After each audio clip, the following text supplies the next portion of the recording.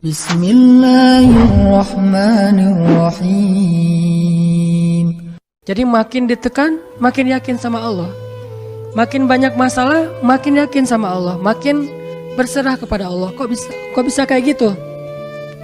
Ada orang yang ketika makin banyak masalah, makin ragu sama Allah. Ini Allah maunya apa sih? Gitu kan?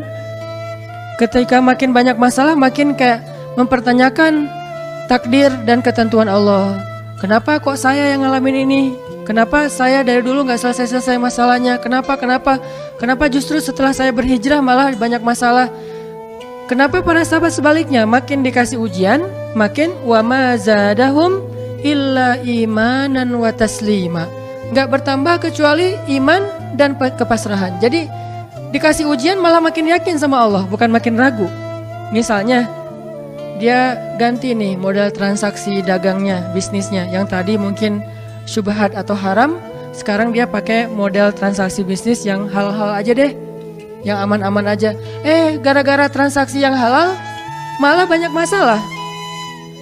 Masih mending kalau masalahnya cuman berkurang income-nya. Ini malah ditipu orang lah, rugi segala macam.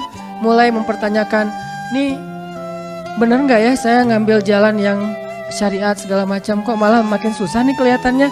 Kenapa kita ketika diuji malah jadi ragu sama Allah? Kenapa saya katanya kalau misalnya saya jujur, saya akan dapat kebaikan. Ini gara-gara jujur malah nggak lulus. Ya mungkin nggak belajar tapi jujur. Yang satu lagi yang nggak jujur malah nilainya bagus mungkin. Misalnya nggak belajar tapi dia dusta. Kenapa para sahabat ketika diuji malah makin yakin sama Allah? Malah makin pasrah kepada Allah karena mereka pegang janji Allah. Itu salah satu tipsnya.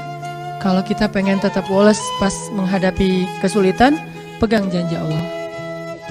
Makin kita kuat pegang janji Allah, diuji, kita makin pasrah sama Allah. Ya Allah, saya kan yakin sama Engkau memegang janjimu. Ketika diuji, saya berharapnya balasan dari Allah, pertolongan dari Allah.